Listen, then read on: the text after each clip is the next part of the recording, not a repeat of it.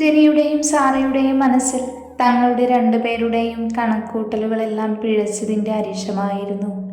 ആരോടുമൊന്നും പറയാനും കഴിയുന്നില്ല.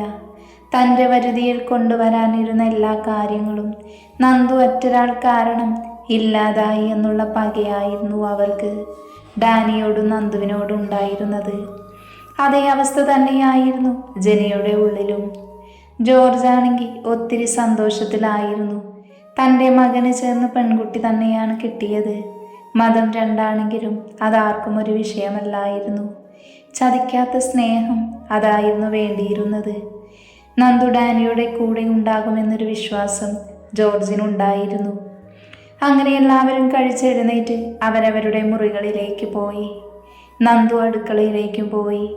അവൾ പാത്രം കഴുകാൻ തുടങ്ങിയപ്പോൾ അവിടെയുള്ള സെർവൻസിൽ ഒരാളായ രാധ വന്ന് അവളെ അതിനനുവദിച്ചില്ല. എന്താ മോളെ ഇത്? ഞങ്ങൾ ഇത്രയും പേര് ഇവിടെ ഉള്ളത് ഇവിടുത്തെ ജോലികൾ ചെയ്യാനാണ്. കുഞ്ഞ് ഇനി ഇത് ചെയ്ത് പ്രശ്നങ്ങൾ ഉണ്ടാക്കരുത്. മോള് പൊയ്ക്കോ. അവർ വാത്സല്യത്തോടെ അവളെ നോക്കി പറഞ്ഞു. നന്ദു മനോഹരമായൊന്ന് പുഞ്ചിരിച്ചിട്ട് അവൾ ചെയ്തുകൊണ്ടിരിക്കുന്ന ജോലി തുടർന്നു. എന്നിട്ട് അവർക്ക് മറുപടി പറഞ്ഞു. എൻ്റെ രാധമ്മേ. അവളുടെ അമ്മ ജീവിച്ചിരിക്കുന്നുണ്ടെങ്കിൽ അവളുടെ അമ്മയേക്കാൾ പ്രായം തോന്നും. രാധേച്ചി അതുകൊണ്ട് തന്നെ അവൾ രാധമ്മ എന്ന് വിളിച്ചു. എൻ്റെ രാധമ്മേ, എനിക്കിതൊക്കെ ചെയ്ത് നല്ല ശീലമാണ്. എനിക്കിതൊന്നും ചെയ്തില്ലെങ്കിലാണ് ബുദ്ധിമുട്ട്. ഞാനിതൊക്കെ ഇഷ്ടത്തോടു കൂടിയാ ചെയ്യുന്നത്. രാധമ്മ പേടിക്കണ്ട, ആരും ഒന്നും പറയില്ല. മോളിപ്പം എന്താ വിളിച്ചത്? അവർ നിറഞ്ഞു വന്ന കണ്ണുകൾ സാരി തലപ്പിനാൽ ഒപ്പിക്കൊണ്ട് ചോദിച്ചു. ഞാൻ കേട്ടിരുന്നു രാധമ്മയെ ഇവിടുത്തെ പുറത്തെ പണിക്കാർ രാധയെന്ന് വിളിക്കുന്നത്. അതുകൊണ്ടാണ് ഞാൻ അങ്ങനെ വിളിച്ചേ. എൻ്റെ അമ്മയെ പോലെ തന്നെ ഉണ്ട് രാധമ്മയെ കാണാനും. പക്ഷേ എൻ്റെ അമ്മ ഇപ്പോൾ ജീവിച്ചിരിപ്പില്ല. അതുകൊണ്ട് ഇനി മുതൽ എൻ്റെ അമ്മ രാധമ്മയാ. അവൾ തുളുമ്പാറായ കണ്ണുനീരിനെ പുറത്തേക്ക് ഒഴുകിവിടാൻ സമ്മതിക്കാതെ പുഞ്ചിരിയോടെ പറഞ്ഞു. എന്നാൽ ഇതെല്ലാം കേട്ട് നിറകണ്ണുകളോടെ നോക്കി നിൽക്കുന്ന രാധയെ നന്ദു സംശയത്തോടെ നോക്കി ചോദിച്ചു. അയ്യോ, അമ്മയ്ക്ക് ഇഷ്ടമായില്ലേ ഞാൻ അങ്ങനെ വിളിച്ചത്? ഇഷ്ടമായില്ലെങ്കിൽ ഞാൻ രാധേച്ചി എന്ന് തന്നെ വിളിക്കാം. എന്താ മോളെ ഈ പറയുന്നത്? എനിക്കൊത്തിരി ഇഷ്ടമായി എൻ്റെ അമ്മയെന്ന് വിളിക്കാൻ. എൻ്റെ 2 ആമക്കളും എൻ്റെ അടുത്തില്ല. 2 മക്കളാണ് ഉണ്ടായിരുന്നത്. അവർ വിവാഹം കഴിച്ചതും ഭാര്യമാരെയും കൊണ്ട് അമേരിക്കയിലേക്ക് പോയി. ഞാൻ എപ്പോഴും കരുതും ഒരു പെൺകുട്ടി ഉണ്ടായിരുന്നുവെങ്കിൽ ചിലപ്പോൾ എനിക്ക് ഈ അവസ്ഥ വരില്ലായിരുന്നു. എൻ്റെ വിവരം അന്വേഷിക്കാനെങ്കിലും എപ്പോഴെങ്കിലും വിളിക്കുമായിരുന്നു എന്നൊക്കെ. ഇതവർ 2 പേരും എന്നെ വിളിക്കാറില്ല. എനിക്ക് പരാതിയൊന്നും ഇല്ല കേട്ടോ. ചെറിയൊരു വേദന മാത്രമേ ഉള്ളൂ. അവർക്ക് തിരക്കായിരിക്കും, അതുകൊണ്ടാണ് വിളിക്കാത്തത്. ആ അമ്മ മനസ്സൊത്തിരി വേദനിക്കുന്നുണ്ട് എന്ന് നന്ദുവിന് മനസ്സിലായി. അതിനെൻ്റെ അമ്മക്കുട്ടി എന്തിനാ വിഷമിക്കുന്നത്? ഇനി എപ്പോഴും ഇവരെ അന്വേഷിക്കാനും സ്നേഹിക്കാനും അടുത്ത് തന്നെ ഞാനുണ്ടല്ലോ. രാധയെ കെട്ടിപ്പിടിച്ചുകൊണ്ട് നന്ദു പറഞ്ഞു. ആ അമ്മയുടെ കണ്ണ് നിറഞ്ഞു. സന്തോഷം കൊണ്ടായിരുന്നു എന്ന് മാത്രം. തന്നെ ചേർത്ത് പിടിക്കാൻ എനിക്കൊരു മോള് വന്നല്ലോ എന്നൊരു സന്തോഷം. മോളെ. അവൾ നന്ദുവിനെ ചേർത്ത് പിടിച്ച് നെറ്റിയിൽ ചുംബിച്ചു. മോളെ, ജെനിമോളേക്കാൾ എന്തുകൊണ്ടും യോഗ്യത മോൾക്ക് തന്നെയാണ് ഈ വീടിൻ്റെ മരുമകളാകാൻ. ജെനിമോളാണെങ്കിൽ ഇന്ന് വരെ ഞങ്ങളോടൊന്ന് മുഖത്ത് പോലും നോക്കി സംസാരിച്ചിട്ടില്ല. എപ്പോഴും അറപ്പോടെയാണ് ഞങ്ങളെയൊക്കെ നോക്കുന്നത് തന്നെ. എല്ലാവരും ഒരുപോലെ ആവില്ല എൻ്റെ രാധമ്മേ. ഓരോരുത്തരും വളർന്ന സാഹചര്യം ഓരോ രീതിയിലായിരിക്കും. അതുകൊണ്ടാണ് പലരും പല സ്വഭാവത്തിൽ പെരുമാറുന്നത്. ഞാൻ വളർന്ന സാഹചര്യമല്ലല്ലോ ജെനി വളർന്നത്. അതുകൊണ്ടാണ് അവൾ അങ്ങനെ പെരുമാറുന്നത്. നന്ദു പുഞ്ചിരിയോടത് പറഞ്ഞതും രാധയുടെ മുഖം സന്തോഷത്താൽ വിടർന്നു. ഡാനിക്ക് ശരിക്കും ചേർന്നവളാണ് നന്ദു എന്ന് അവർക്ക് തോന്നി. നന്ദു പാത്രമെല്ലാം കഴുകി അവൾ വൃത്തിയാക്കി. അപ്പം അമ്മേ, ഞാനിപ്പോൾ വരാവേ. ഈ വീടൊക്കെ ഒന്ന് ചുറ്റി കാണട്ടെ. അതും പറഞ്ഞ് രാധയുടെ കവിളിൽ ഒന്ന് പിച്ചിക്കൊണ്ട് അവൾ മുറ്റത്തേക്ക് ഇറങ്ങി. എല്ലായിടവും കറങ്ങിക്കണ്ടു. വിശാലമായ ഗാർഡൻ നന്ദുവിന് ഒത്തിരി ഇഷ്ടമായി. നന്ദു അവിടെ നിന്നും എല്ലായിടവും നോക്കിയപ്പോഴാണ് മുകളിലെ ബാൽക്കണിയിലിരിക്കുന്ന ഡാനിയെ അവൾ കണ്ടത്. നന്ദു നോക്കുന്നത് കണ്ടതും ഡാനി നോട്ടം തൻ്റെ ലാപ്പിലേക്ക് മാറ്റി. നന്ദു ആണെങ്കിൽ ഡാനി അവിടെ ഇരിക്കുന്നുണ്ട് എന്ന് മനസ്സിലായതും പിന്നെ ആ ഭാഗത്തേക്ക് നോക്കാനേ പോയില്ല. മുകളിൽ നിന്നാൽ ഈ ഗാർഡൻ നന്നായിട്ട് കാണാമെന്നവൾ മനസ്സിലോർത്തു. നന്ദു എല്ലാം കണ്ടു കഴിഞ്ഞ് നേരെ അകത്തേക്ക് കയറാൻ തുടങ്ങുമ്പോഴാണ് ജെനി അവളുടെ മുന്നിലായി വന്നു നിന്നത്. എന്നാൽ ജെനി മുകളിൽ ഡാനി ഇരിക്കുന്ന കാര്യം ശ്രദ്ധിച്ചിരുന്നില്ല. ജെനിയെ കണ്ടതും ഡാനിയുടെ നോട്ടം അവരിലേക്ക് രണ്ടുപേരിലേക്കുമായി. നന്ദു ജെനിയെ നോക്കി ഒന്ന് പുഞ്ചിരിക്കാൻ ശ്രമിച്ചു.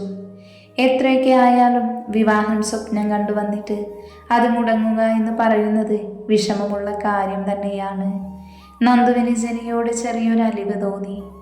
അല്ലെങ്കിലും നന്ദുവിനറിയില്ല എന്താണ് ഡാനിക്ക് ജെനിയോടുള്ള ദേഷ്യമെന്ന്. അതിൻ്റെ കാരണം ഡാനി അവളോട് പറഞ്ഞിട്ടുമില്ല. അതുകൊണ്ട് തന്നെ നന്ദുവിന് ജെനിയോട് യാതൊരുവിധ ദേഷ്യവും ഉണ്ടായിരുന്നില്ല. അവളുടെ കാഴ്ചപ്പാടിൽ ജെനി നല്ലൊരു പെൺകുട്ടിയായിരുന്നു. പൈസയുടെ കുറച്ച് അഹങ്കാരമുണ്ട് എന്ന് മനസ്സിലായിട്ടുണ്ട്. അല്ലാതെ ഒന്നും നന്ദുവിനറിയില്ലായിരുന്നു. എൻ്റെ ഡാനിയെയും കെട്ടി ഈ വീട്ടിലെ കെട്ടിലമ്മയായി വാഴാമെന്നുള്ള വിചാരം നിന്റെ മനസ്സിലുണ്ടെങ്കിൽ അത് ഈ ജെനീഫർ ജീവിച്ചിരിക്കുമ്പോൾ നടക്കില്ല. നീ അത് സ്വപ്നം കാണുകയും വേണ്ട. ഡാനി എൻ്റെയാണ്, എൻ്റെ മാത്രം. അവന് ഞാൻ ആർക്കും വിട്ടുതരില്ല. ഓർത്തു വെച്ചോ നീ. ജെനി പകയോടെ നന്ദുവിനെ നോക്കി പറഞ്ഞു. എന്നാൽ അവളുടെ ഭീഷണി നന്ദുവിനൊട്ടും അങ്ങ് ദഹിച്ചില്ല. ജെനീഫർ, എന്താണ് നിങ്ങൾ തമ്മിലുള്ള പ്രശ്നമെന്ന് എനിക്കറിയില്ല. ഞാനായിട്ട് നിങ്ങൾക്കിടയിൽ പ്രശ്നവുമായി വന്നതുമല്ല. എന്നെ ഇതിലേക്ക് സാറാണ് വലിച്ചുകൊണ്ട് വന്നത്. ഞാനൊരിക്കലും ഇങ്ങനെ ഒരു വിവാഹമോ ജീവിതമോ സ്വപ്നം കണ്ട് വന്നതല്ല. അതുകൊണ്ട് എൻ്റെ മെക്കിട്ട് കയറാൻ നിൽക്കണ്ട. അതിന് ഞാൻ നിന്നു തരുമെന്ന് കരുതണ്ട. നന്ദൊരു പുഞ്ചിരിയോടെ ദൃഢമായ വാക്കോടെ പറഞ്ഞു. അപ്പം നിനക്ക് ഡാനിയെ ഇഷ്ടമല്ല എന്ന് നീ അപ്പം സമ്മതിച്ചു അല്ലേ? ഇനി എന്തു വേണമെന്ന് എനിക്കറിയാം. ഒരിക്കലും നിന്നെ ഡാനിയുടെ അടുത്ത് കാണാൻ പാടില്ല. എനിക്കത് ഇഷ്ടമല്ല. എൻ്റെ ഡാനി മറ്റൊരാളോട് ചേർന്ന് നിൽക്കുന്നത് പോലും എനിക്കിഷ്ടമല്ല. എന്തുകൊണ്ടോ അവളുടെ എൻ്റെ ഡാനി എന്നുള്ള വാചകം നന്ദുവിന് ഇഷ്ടമായില്ല. ജെനീഫർ, നീ എന്നെ തെറ്റിദ്ധരിച്ചതാണ്. എനിക്ക് ഡാനി സാറിനെ ഇഷ്ടമല്ല എന്ന് ഞാൻ പറഞ്ഞിട്ടില്ല. പിന്നെ ഞാനായിട്ട് നിങ്ങൾക്കിടയിൽ വന്നിട്ടില്ല എന്നാണ് പറഞ്ഞത്. ഡാനി സാറായി എന്നെ നിങ്ങൾക്കിടയിൽ കൊണ്ടുവന്ന സ്ഥിതിക്ക് ഇനി ഒരിക്കലും ഞാൻ മാറാനും പോകുന്നില്ല. എൻ്റെ ഭർത്താവിനെ മറ്റൊരു പെണ്ണ് സ്വന്തമെന്ന് പറയുന്നത് എനിക്കത് ഇഷ്ടമല്ല. ഇനി മേലിൽ ജെനീഫറിൽ നിന്നും ഇങ്ങനെ ഒരു വാക്കുണ്ടാകരുത്. ഇപ്പം പറഞ്ഞത് ഞാൻ അങ്ങ് ക്ഷമിച്ചു. ഇനി ഇങ്ങനെയുണ്ടായ എൻ്റെ കൈയിൻ്റെ ചൂടറിയും നീ. നന്ദു ഇത്രയും അവളുടെ മുഖത്തേക്ക് നോക്കി കത്തുന്ന കണ്ണുകളോടെ പറഞ്ഞു. അപ്പോൾ അവൾ ഡാനിയോടുള്ള ദേഷ്യവുമെല്ലാം മറന്നിരുന്നു. അവൾ വെറും ഒരു ഭാര്യയെ മാത്രമായി ചിന്തിച്ചിരുന്നു ആ സമയം. നന്ദുവിന് തന്നെ താനിപ്പോൾ പറഞ്ഞതിനെക്കുറിച്ച് ആലോചിച്ചപ്പോൾ അത്ഭുതമാണ് തോന്നിയത്. ഡാനിയെ താൻ ഭർത്താവായി അംഗീകരിക്കുന്നുണ്ടോ? ഇല്ല, പാടില്ല. ആഗ്രഹിക്കാൻ പാടില്ലാത്ത ജീവിതമാണ്. കുറച്ചു നാൾ കഴിയുമ്പോൾ ഇറങ്ങിപ്പോകേണ്ടതാണ്. ഒന്നും മനസ്സിൽ കൊണ്ടു നടക്കേണ്ട ആവശ്യമില്ല. അഥവാ ഉണ്ടെങ്കിലും എൻ്റെ മനസ്സിൽ തന്നെ ഇരുന്നാൽ മതി. ഈ മിന്നിന് ഇത്രയേറെ ശക്തിയുണ്ടെന്ന് ഇന്നാണ് എനിക്ക് മനസ്സിലായത്. നന്ദു ഒരു നിമിഷം മനസ്സിലോർത്തു. ശ്രീനന്ദ, നീ ഒരു കാര്യം ഓർത്തോ. ഇനി എന്തൊക്കെ വന്നാലും ഡാനി എൻ്റേത് മാത്രമായിരിക്കും. എന്തൊക്കെ വഴി ഉപയോഗിച്ചിട്ടായാലും ഞാൻ അവൻ്റെ ജീവിതത്തിൽ കടന്നു വന്നിരിക്കും. നിനക്കെന്നല്ല, ആർക്കും അതിനെ തടയാൻ കഴിയില്ല. ജെനി പകയോടെ നന്ദുവിൻ്റെ മുഖത്തേക്ക് നോക്കി പറഞ്ഞു. എന്നിട്ട് എന്താ ജെനി, ഇന്ന് നിന്റെ വിവാഹം ഡാനി സാറുമായി നടക്കാത്തതെന്തേ? നിന്റെ സ്ഥാനത്ത് എങ്ങനെ ഞാൻ വന്നു? എന്തേ അപ്പോൾ തടയാൻ കഴിഞ്ഞില്ലേ നിനക്ക്? നന്ദൊരു പുച്ഛത്തോടെ ചോദിച്ചു. അവസാന നിമിഷം ഡാനി ഇങ്ങനെ ചെയ്യുമെന്ന് ആരും പ്രതീക്ഷിച്ചില്ല. എന്നെ തോൽപ്പിച്ചു എന്ന് വിചാരിച്ച അവനെ കൊണ്ട് തന്നെ എൻ്റെ കഴുത്തിൽ ഞാൻ മിന്നു കെട്ടിക്കും. അതും നിന്റെ മുന്നിൽ വെച്ച് തന്നെ. നീ നോക്കിക്കോ, അതിനൊരുപാട് കാലതാമസം ഉണ്ടാകില്ല. നിന്നെ ഞാൻ പടിയിറക്കി വിടും. എന്നിട്ട് ഈ കുരിശിങ്ങളിലേക്ക് സർവസ്വത്തിൻ്റെയും അവകാശിയായി ഡാനിയുടെ ഭാര്യയാവും ഈ ജെനീഫർ തോമസ്. ജെനി ക്രൂരമായൊരു പുഞ്ചിരിയോടെ നന്ദുവിനെ നോക്കി പറഞ്ഞു. നമുക്ക് കാണാം ആരാണിവിടെ വാഴാൻ പോകുന്നതെന്ന്. നന്ദുവും വിട്ടുകൊടുക്കാതെ പറഞ്ഞു. ആ സമയം അവളുടെ മുന്നിൽ തോറ്റുകൊടുക്കാൻ നന്ദുവിൻ്റെ മനസ്സനുവദിച്ചില്ല. ഇവളുടെ ഈ സ്വഭാവം കാരണമായിരിക്കും ഡാനി സാർ ഇവളെ വേണ്ട എന്ന് വെച്ചത്. ആർക്കും തെറ്റു പറയാൻ പറ്റില്ല.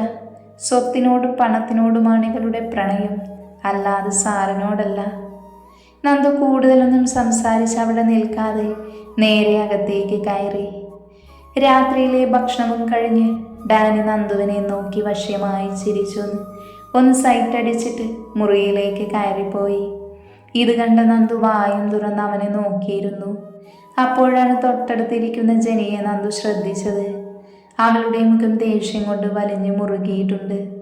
നന്ദു പിന്നെ അവളെ ഒന്ന് മൈൻഡ് ചെയ്യാതെ പെട്ടെന്ന് തന്നെ പാത്രവുമായി അടുക്കളയിലേക്ക് പോയി. എല്ലാവർക്കും ഒപ്പം അടുക്കളയും ഒതുക്കി പുറത്തേക്കിറങ്ങിയ നന്ദു കാണുന്നത് തന്നെ വെയിറ്റ് ചെയ്ത് നിൽക്കുന്ന അല്ലുവിനെയാണ്. നീ കിടന്നില്ല പെണ്ണേ? ഞാൻ ചേച്ചിയെ കാത്തിരിക്കുമായിരുന്നു.